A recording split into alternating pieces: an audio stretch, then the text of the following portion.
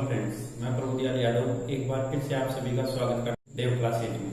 दोस्तों, हम बात कर रहे थे क्लास 9 की प्रश्नावली 2.5 के ऊपर, जिसमें हमने 13 प्रश्न देख लिए थे। आज है प्रश्न नंबर 14।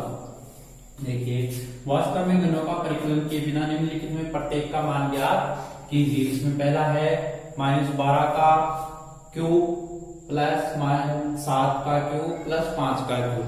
पहला प्रश्न है। तो दोस्तों, इसमें हमने जो प्रश्न 13 में सिद्ध किया था कि x cube plus Y cube plus Z cube बराबर होता है 3xyz। जो हमने ये सिद्ध किया था, इसका प्रयोग हम इस प्रश्न में करेंगे। तो देखिए, पहले मैं जो मान दिए गए हैं वो लिख देता हूं। तो पहले है x बराबर, यहाँ x बराबर है -12, इसमें y बराबर है 7 और z बराबर है वो है 5। तो अब हम लिखेंगे x cube plus Y cube plus Z cube बराबर 3xyz के प्रयोग से। देखिए, इधर तो आ जाएंगे ये संख्या वापिस, तो इनको लिखना जरूरी नहीं है, यहाँ लिखेंगे हम। यहाँ सबसे पहले 3, फिर है x, तो x की वैल्यू है -12, y का मान है वो है 7 और z का मान है वो है 5। तो देखिए, हम इनको गुणा करेंगे।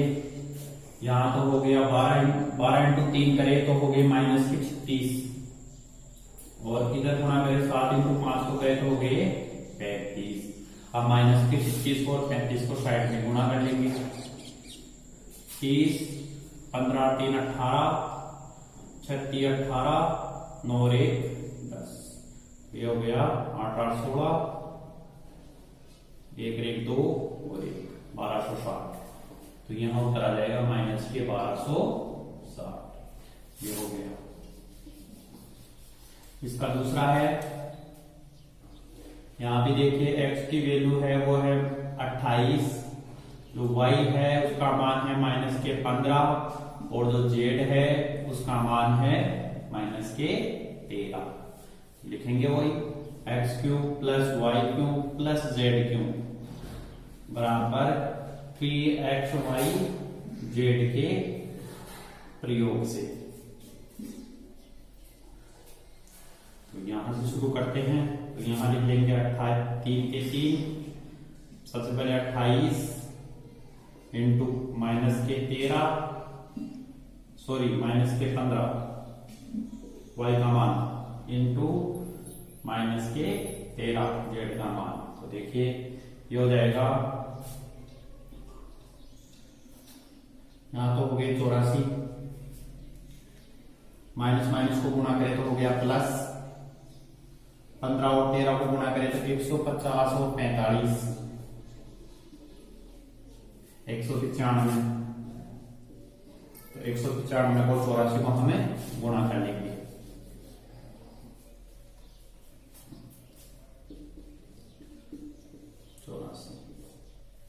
5 का 20, 36 और 2 38, 4 3 7, यहाँ हो गया 40, 75 4 76, 8 7 15, 0 का 0, 8 के 8, 7 6 13, 5 1 6 और 1 का 1।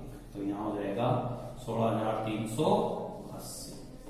प्रश्न नंबर 15 है। नीचे दिए गए आयतों जिनमें क्षेत्रफल दिए गए हैं में से प्रत्येक की लंबाई और चौड़ाई के लिए संभव व्यंजक ज्ञात कीजिए। तो दोस्तों, इसमें हमें लंबाई और चौड़ाई ज्ञात करनी है। तो लंबाई और चौड़ाई ज्ञात करने के लिए जो हमें दिया गया है बहुपद, हम इसके गुणनखंड कर लेंगे। तो गुणनखंड करने की वही विधि है, पहले पद और आखिरी पद, पहला पद और आखिरी पद को दोनों को गुणा करना है। सबसे पहले तो हो गया 25 इंटू 12, दोनों गुणा करें तो 10, 4 1 5 और 25 से कम 25, हो गया 300। अब देखिए दोस्तों, हमारे पास इन दोनों पदों को गुणा करने के बाद 300 आ गया। तो अब हमारे पास है एक 35 जो है माइनस का, और ये चिन्ह है प्लस का। तो हमें अब इस 300 के ऐसे दो टुकड़े करने हैं, दो ऐसी संख्याएं बनानी है जिनको जोड़ने पर तो आए 35 और गुणा करने पर आए 300। तो वो संख्या है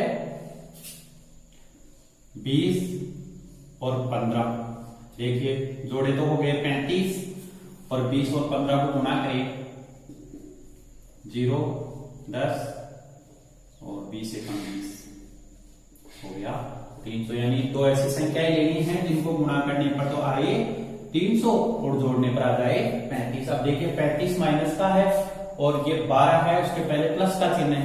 तो जो हम दो संख्याएं लेंगे 20 और 15 दोनों माइनस की होगी, माइनस की होंगी तभी जुड़ेगी और माइनस को गुणा करेंगे तो ये वापिस से प्लस में बदल जाएगा। तो हम 35 की जगह जो हमने दो टुकड़े लिए हैं वो टुकड़े लिखेंगे। तो सबसे पहली संख्या जैसी है वैसी की वैसी 35a²। अब माइनस के 35 एक की जगह लिखेंगे हम 20 और 15, तो माइनस के 20a और माइनस के भी 15a, लास्ट में प्लस 12 वाकई जैसा है वैसा का वैसा। अब इनको ग्रुप बना लेते हैं। तो पहले कोष्टक में तो हो जाएगा 35a² माइनस 20a और दूसरे में हो जाएगा माइनस के 15a और प्लस के 12। अब देखिए दोस्तों इनमें जो कॉमन है वो बाहर निकाल लेंगे। तो मैं इसके टुकड़े करूं तो इसके टुकड़े होंगे 5 गुणा 5 और इसके हो जाएंगे 5 गुणा 4। यहाँ टुकड़े करूं a² के तो a गुणा a और यहाँ हो जाएगा। तो इनमें जो कॉमन है वो है एक तो 5 दोनों में है, इस पद में भी है 5 इस पद में भी है और दूसरा है a। तो मैं इस कोष्टक के दोनों को बाहर ले लूंगा 5 को। तो यहां से भी 5 ही चला गया तो बच गया 5 और a भी चला गया तो रह गया a। माइनस अपनी जगह जैसा था वैसा का वैसा। यहां से भी 5 चला गया तो बच गया 4 और a भी बाहर चला गया यहाँ। तो जो हमारे पास पद हो गया वो हो गया 5a - 4। ऐसे हम दूसरे में कर लेंगे। सबसे पहले मैं माइनस को बाहर निकाल देता हूं। यहां हो गया 3 × 5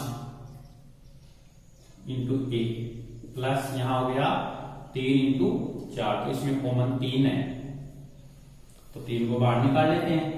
तो यहां हो गया 5a और यहां माइनस है यहां प्लस है तो इन दोनों को गुणा करेंगे तो आ जाएगा माइनस, यहां हो जाएगा 4। देखिए अब दो कोष्टक हो गए। एक कोष्टक में दोनों सेम संख्याएं हैं तो हम इस कोष्टक में सब ले लेते हैं, दोनों में से कॉमन ले लेते हैं इस कोष्टक में इस कोष्टक में। तो एक कोष्टक तो हो गया 5a - 4 और एक हो जाएगा 5a - 3। एक कोष्टक में ये दोनों संख्या ले लेंगे बाहर पड़े। तो देखिए दोस्तों अब इनमें से कोई से पहले पद को लंबाई कर दो या दूसरे पद को लंबाई कर दो। इनमें से एक तो हो गई लंबाई और एक हो गई चौड़ाई। एक पद तो हो गया लंबाई का और एक हो गया चौड़ाई का। तो जो संभावित जो व्यंजक है वो है 5a - 4 और एक है 5a - 3। तो ये इसकी लंबाई चौड़ाई होगी। ऐसा ही दूसरा कर लेंगे। दूसरे में है 35 × सबसे पहले करेंगे पहले पद को और आखिरी पद को गुणा। तो पहले है 35 और 12 दोनों को गुणा कर लेते हैं।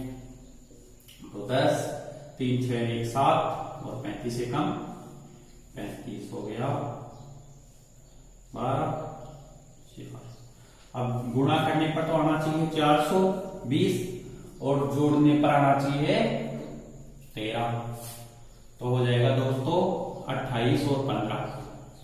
देखिए 28 और 15 को गुणा करें तो 8 × 5 = 40, 10 × 10 = 4 14 और 28 से कम 28 0 8 4 12 2 1 3 4 हो गया 420 और 28 और 15। अब देखिए दोस्तों यहां तो है माइनस और यहां है प्लस। अगर हम दोनों ही संख्या माइनस की रखते हैं तो गुणा करेंगे तो ये हो जाएगा प्लस का, जबकि जो प्रश्न में दिया गया वो चिन्ह है माइनस का और यहाँ है प्लस। तो सबसे पहले इस चिन्ह को देखो कि ये चिन्ह क्या है, माइनस है। तो माइनस है तो इसका मतलब ये जो संख्या रहेगी वो तो प्लस की रहेगी, एक माइनस की रहेगी। जब हम दोनों को गुणा करेंगे प्लस माइनस को तो माइनस आएगा। तो जो एक है वो प्लस की रहेगी और एक माइनस की। अब प्लस की कौन सी रहेगी और माइनस की कौन सी रहेगी वो इस चिन्ह से डिसाइड होगा। अगर यहाँ प्लस की संख्या है तो इन दोनों में संख्या जो बड़ी है वो तो रहेगी प्लस की। अगर यहाँ माइनस का चिन्ह है तो इन दोनों जो गुणनखंड लिए हमने, जो दो पद लिए हैं, दो संख्याएं ली हैं, उनमें से जो बड़ी संख्या है वो माइनस की हो जाएगी। ठीक है, यहाँ हमारे पास प्लस का है तो यहाँ 28 हो जाएगा प्लस का और माइनस के हो जाएंगे 15। देखिए 28 में से 15 घटाए तो कितना बच रहा है, 8 में से 5 की बाकी हो गई तो 3 और 2 में से 1 की बाकी हो गई तो 1। यहाँ प्लस का है यहाँ माइनस है, बड़ी संख्या प्लस की है तो चिन्ह भी प्लस का है, यहाँ तो प्लस के 13 और तीसरा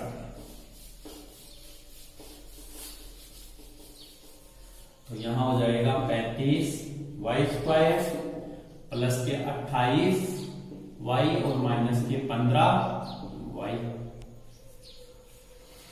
और माइनस के 12।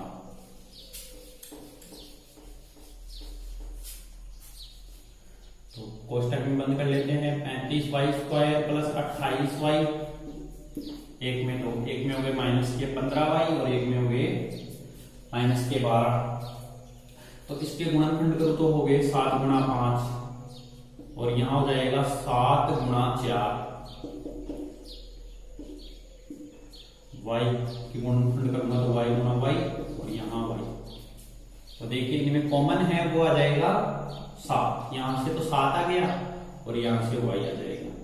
तो यहां से 7 कॉमन ले लेता हूं 7y को, तो बच गया 5y, ये 5 और ये y बच गया अंदर कोष्टक में और प्लस के आगे रह गया 7 और ये y तो कॉमन चला गया तो बच गया 4। यहां से भी यही करेंगे। सबसे पहले तो माइनस को बाहर निकाल लेता हूं। अब इनके गुणनखंड करें तो ये हो जाएगा 3 गुणा 5 और ये हो जाएगा 4 गुणा 3 गुणा 4। तो यहां से भी 3 बाहर आ जाएगा तो 3 तो बाहर आ गया, बच गए क्या 5 और y माइनस 5 लगा तो रह गया प्लस 4। तो एक कोष्टक में तो ये हो जाएगा दोनों जो कॉमन है 5y प्लस 4 और एक में हो जाएगा 7y माइनस 3। तो इनमें से किसी को भी हम लंबाई और चौड़ाई नाम दे सकते हैं, फिक्स नहीं है। ये लंबाई हो गई और ये चौड़ाई हो गई। प्रश्न नंबर 16 है घनाभों का आयतन नीचे दिए गए हैं, विमाओं के लिए संभव व्यंजक क्या है वो हमें बतानी है। तो विमाएं हो गई, इसकी लंबाई चौड़ाई और ऊंचाई हमें आयतन दिया गया है घनाभ का। तो लंबाई चौड़ाई ऊंचाई हम याद कर लेंगे। तो पहला है 3x² माइनस 12x। तो दोस्तों इसमें हम इसके गुणनखंड कर लेंगे तो हो जाएगा 3 इंटू x और यह हो जाएगा 12 के हो जाएंगे 4 इंटू 3 इंटू x। अब जो कॉमन है उसको हम बाहर निकाल लेंगे। तो पहले में कॉमन है 3, इसमें 3 और x कॉमन है दोनों में माइनस के इधर, तो 3 और x को हम बाहर निकाल लेंगे। 3 और x बाहर चला गया तो यहां बच गया x और यहां बच गया 4। दोस्तों 3 पद हो गए, पहला दूसरा और एक कोष्टक के तीनों अंदर वाला। तो हम इनमें से किसी को भी लंबाई चौड़ाई और ऊंचाई कह सकते हैं। तो ऐसे इसका दूसरा कर लेंगे। तो सबसे पहले इनमें से जो चीजें कॉमन है तीनों पदों में उसको हम बाहर निकाल लेंगे। तो मैं इसके गुणनखंड कर देता हूं तो आसानी हो जाए थोड़ी।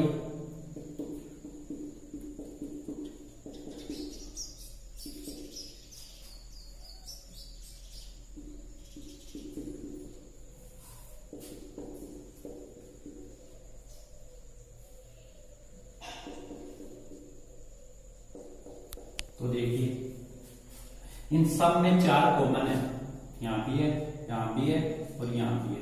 और एक चीज और है वो है के भी तीनों में है। तो हम 4 और के दोनों को बाहर निकाल लेंगे 4 के। तो यहां बच गया 3y² प्लस 2y और माइनस के 5। अब वही काम करेंगे जो इतने देर से करते आ रहे हैं। पहले पद और आखिरी पद दोनों को गुणा कर देंगे। तो 3 और 5 को गुणा करो तो हो गया 15। अब गुणा करने पर तो मेरे पास आनी चाहिए 15। ऐसी दो संख्याएं लेनी है जिनको गुणा करने पर आनी चाहिए 15 और जोड़ने पर आनी चाहिए 2। तो वो हो जाएंगे 5 इंटू 3।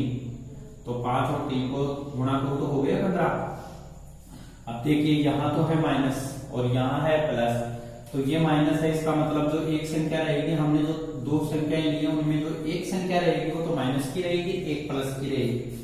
अब प्लस और माइनस की कौन सी रहेगी, वो ये चिन्ह डिसाइड करेगा। अगर यहाँ माइनस है तो बड़ी संख्या माइनस की, और यहाँ प्लस है तो जो दो संख्या है उनमें जो बड़ी संख्या है वो प्लस की और छोटी संख्या माइनस की। तो यहाँ 4 के वापिस लिख देंगे, 3y² वापिस।